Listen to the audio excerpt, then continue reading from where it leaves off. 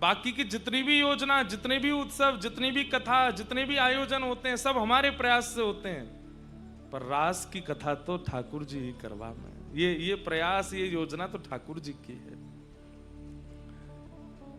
इसके पीछे कारण क्या है? भांडीर वन में हो रही होती तो हमारे प्रयास है सके, वृंदावन में हो रही होती तो हमारो प्रयास है सके, पर गिरिराज जी तो ठाकुर जी ही लेके आवे। वही बात पे आ जाऊंगा, यहां तो ठाकुर जी लेके आवे। नंद बाबा के आगे हाथ जोड़े, यशोदा मैया तो प्रार्थना करें, गिरि गोवर्धन पूजिए, उन्हीं की पूजा करो। गिरिराज जी की शरण में ब्रजवासी ना आया, हमें ठाकुर जी लेके आवे। तो यहां पर आना और यहां आकर के रास की भावना करना, तो ठाकुर जी की कृपा है। गिरिराज जी कौन है बंधु? बहुत ध्यान से सुनियो। रस का समूह ही रास है। अत्यंत सुंदर रस की वस्तु दो चीजें होती हैं, एक तो उसका एक गाढ़ापन होता है, एक उसका रस भाव होता है। ध्यान से सुनना। जैसे अमरस होता है या खीर होती है, कोई भी रस की वस्तु होती है, अगर केवल पतली पतली है तो इसका मतलब है कि वो इतनी स्वादिष्ट नहीं है, उसमें थोड़ा गाढ़ापन भी है, थोड़ा उसमें एक गरिष्ठ भाव भी है। गरिष्ठ शब्द कहने में अनुचित हो सकता है। गरिष्ठ का मतलब है उसके अंदर एक मूल तत्व भी है जिसको व्यक्ति पिएगा नहीं, जब मुख में आएगा तो थोड़ा चबाना भी पड़ेगा। रस का समूह रास है। उसी रास का जो पेय भाव है, जो जल भाव है, वो श्री यमुना जी हैं, और जो गाढ़ा भाव है वो गिरिराज जी हैं, वो श्री गोवर्धन नाथ है। और एक बात बता दूं, कोई कितने रस बांटे जाए ना सबन को, खीर पतरी पतरी सबन में बढ़ जाए, जो बेचारे बहुत प्रतीक्षा कर रहे हैं, अभी एक पंगत गई है, अभी दूसरी गई है, अभी तीसरी गई है, परोस व्यवहारे विशेष रूप से परोस व्यवहारे सबसे लास्ट में पाते हैं, लेकिन जब वो लास्ट में बैठते हैं तो उनको गाढ़ा ही गाढ़ा मिलता है। रस तो बहुत अन्य मिल गए होगो, लेकिन गाढ़ो रस जो रास को गिरिराज जी को स्वरूप है वो हमको ही मिल रहा है। हम जितने बैठे हैं हम सब उनको प्राप्त है। श्री यमुना जी रास का जब प्रिया प्रियतम दोनों रास विहार कर रहे हैं, उन दोनों के जो रसमय प्रेम है वो श्री यमुना जी बनकर के बहने लगा।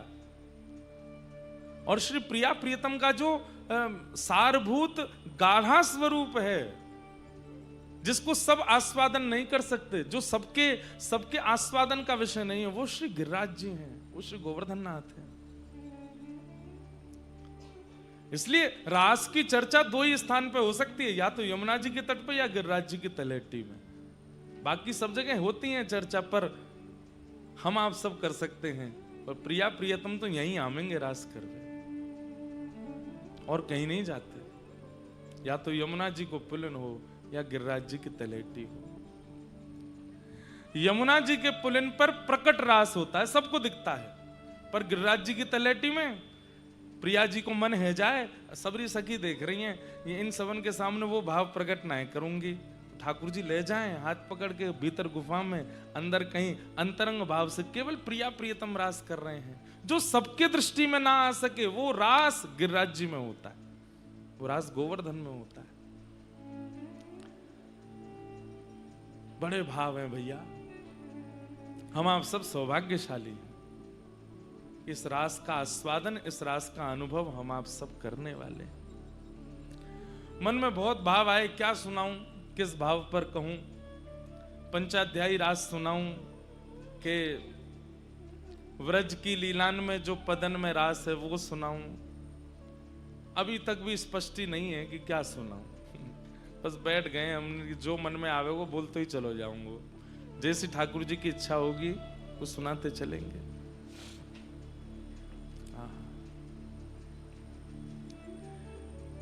ऐसी पावन गिरिराज जी की तलहटी है, और श्री सूरदास जी ठाकुर जी के रूप भाव को वर्णन कर रहे हैं। अभी चंडीगढ़ में कथा थी तो वहां मन में भाव आया कि चतुर्भुज दास जी बहुत सुंदर भाव गाते हैं, जिसे गोप गीत कहते हैं। जैसे गोपी गीत है, ऐसे ही श्री चतुर्भुज दास जी को गोप गीत है, जो कलिकाल में गायो। जैसे गोपी गीत को ठाकुर जी ने वरदान दिया है, ऐसे ही गोप गीत को भी वरदान दिया है। और गोप गीत का वरदान हमको मिला है। जो इस गोप गीत को गाएगा ठाकुर जी उसको मिलेंगे, ऐसा ठाकुर जी ने वचन दिया है। और इसी गोप गीत को गाने के भाव से हमको वरदान सिद्धि हुई और प्यारे गिरधर लाल जी प्राप्त हुए इसी गोप गीत से। तो मन में भाव है कि इसी गोप गीत की व्याख्या और इसी गोप गीत की व्याख्या में अष्टयाम लीला और अष्टयाम लीला में अष्ट सखियों के भाव, इन सब भावों को मतलब गड्ढ की सब्जी पवाएंगे आपको प्रेम से पहियों। गड्ढ की सब्जी बनती है तो ना तो कड़ी कोई इच्छा हुए ना दाल की इच्छा हुए और कछु की जरूरत ना है, सब गड्ढ है, एक ही है गो है, वही ते पूड़ी पाओ पेट भर लो। तो इस बार गड्ढ की सब्जी पवाएंगे। यही गोप गीत हमारा प्रधान होगा। गोपी गीत या गोप गीत, गोपी गीत संस्कृत में है, उसी की व्याख्या गोप गीत है। कौन सा गोप गीत? अब नहीं गाएंगे तो कब गाएंगे? यहां नहीं गाएंगे तो कहां गाएंगे? गोवर्धन वासी सांवरे, गोवर्धन वासी सांवरे, गोवर्धन वासी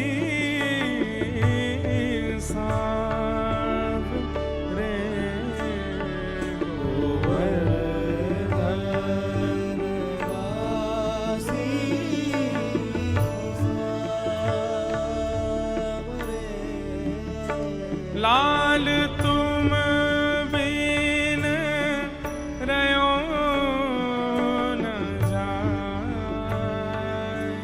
ओ लाल तुम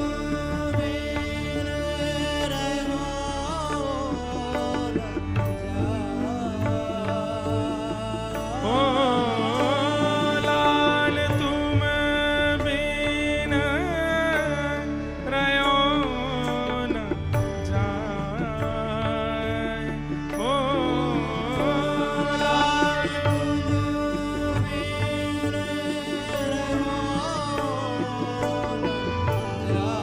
लाल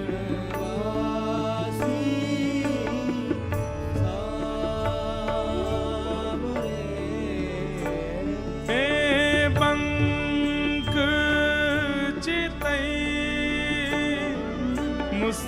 मुस्काई के सुंदर वदन दिखाए, ओ पंख चितई मुस्काई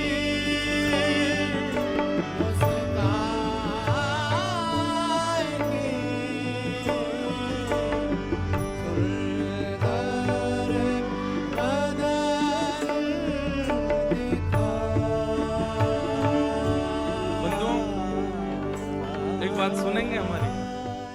अब इसी की व्याख्या ही चलेगी।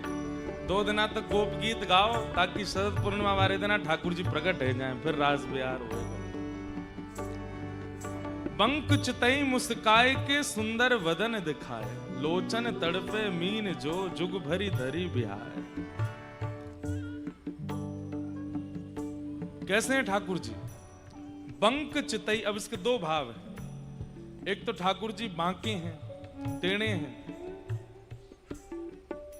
ठाकुर जी जहां भी जामे टेढ़े खड़े है जाएं, और टेढ़े खड़े हवे को भाव का है ऐसे दोनों पाम कर लेंगे। और एक बड़ी सुंदर रचना है, बड़ी सुंदर भावना है कि जैसे ठाकुर जी टेढ़े होते हैं तो सखा सब प्रतीक्षा करें ये टेढ़े खड़े कब होंगे। क्यों?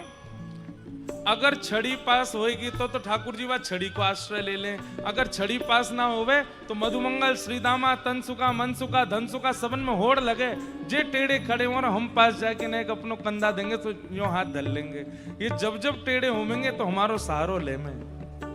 तो सब प्रतीक्षा करें कि ठाकुर जी टेढ़े कब खड़े होंगे। और कभी ठाकुर जी टेढ़े खड़े होंगे और वास्तव में छड़ी पास होवे या कोई शिला पास होवे या कोई ऐसी कोई सहारा होवे जैसे ठाकुर जी टेक ले ले, तो सबरे ग्वाल बाल लाल जी को ना देखें, जहाँ पे टेक लियो वाकू टेढ़ी टेढ़ी नजरन से देखें। तू काई को है यहाँ पे, तू क्यों है यहाँ पे, तू अगर यहाँ नहीं होता तो हम आ जाते, हमको ये सुख मिलता। अरे ग्वाला तो ऐसा प्रयास करें कि लाला को ऐसी जगह लेके जाएं जहां पर टेक ये ले ही ना सके, या को टेक लेवे का हमारो ही सारो लेनो पड़े। बंक चिते ठाकुर जी बांके। इसलिए हमारे श्री राधारमण लाल जी की सेवा पद्धति में ठाकुर जी के भुजा के पास में एक छड़ी पधराई जाती है, जो लंबी छड़ी लकुट है। ठाकुर जी वहां पे ऐसे तिरछे आ जाएं। नहीं तो जिनके घर में भी त्रिभंग लली श्याम सुंदर हैं, कभी कभी अपनी लीला में, अपने भाव में, अगर ठाकुर जी को स्वरूप बहुत बड़ा हो तब तो कछु कर ना सके, तब तो कछु कर सकें। छोटा हो तो वहां में तो उंगली या हाथ कभी कभी ऐसे लगा के थोड़ी देर बैठ जाया करो कि लाल जी ने एक टेक ले लो, हम पे ने एक उंगली धर लो, ऐसे कोनी धर लो। और बड़ा स्वरूप है तो पर्दा वर्दा लगा के कोई देखे नहीं, धीमे तो जाके कंधा लगा ले करो नीचे, यहाँ धर लो, खड़े है लो। आप सब प्रतीक्षा करें। जब ठाकुर जी निकुंज में जामे तो वहां सखी प्रतीक्षा करें कि ये टेढ़े कब खड़े होंगे। और जैसे ही ठाकुर जी चरण उठामे, यहां सबन में होड़ लगा मैं जाऊं कि मैं जाऊं, लेकिन ठाकुर जी भी चतुर, यूं धरे ही ना है, चल दे आगे। सब कह अरे रह गए, खड़े रहे रे। वही श्री ठाकुर जी जब कलिकाल में श्रीनाथ जी बनकर के पधारे, कैसे खड़े हैं? ऐसे खड़े। यहां टेढ़े होमे ही ना है, सीधे ही खड़े हैं। लेकिन कोई कोई ऐसे अष्ट सखा हैं जिनको ठाकुर जी के टेढ़े स्वरूप का अनुभव है। वहां में तो एक श्री चतुर्भुज दास जी हैं। जब जब चतुर्भुज दास आते हैं ठाकुर जी ऐसे ही खड़े रह जाएं, और चतुर्भुज दास अपने कंधों दे दें, वहां पर ठाकुर जी ऐसे ठाड़े रह जाएं। आज श्री चतुर्भुज दास जी वही भाव को वर्णन कर रहे हैं। हे गिरिराज धरण, हे गोवर्धन नाथ, आपकी वो छवि कैसी है। बंक चितई मुस्काई के सुंदर वदन दिखाए। हो बंक चितई मुस्काई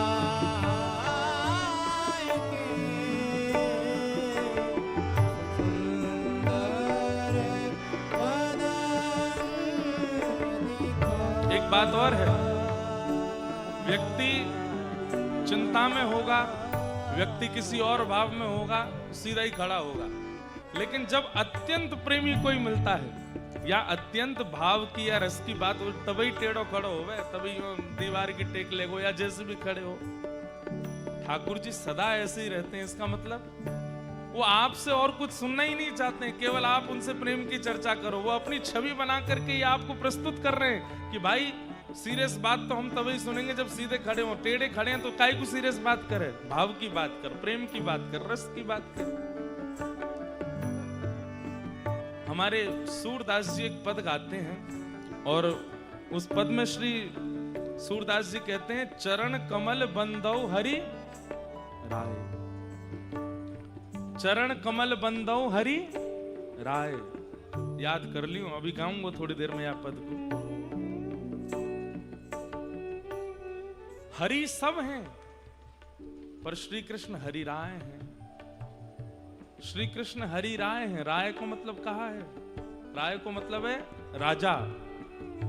हरि को मतलब कहा है हरण करवे वारो, चित्त को हरण करवे वारो, भाव को हरण करवे वारो, पीड़ा को हरण करवे वारो, प्रेम को हरण करवे वारो, माखन को हरण करवे वारो। ठाकुर जी के जितने भी स्वरूप हैं सब हरि हैं, पर श्री कृष्ण हरि राय हैं।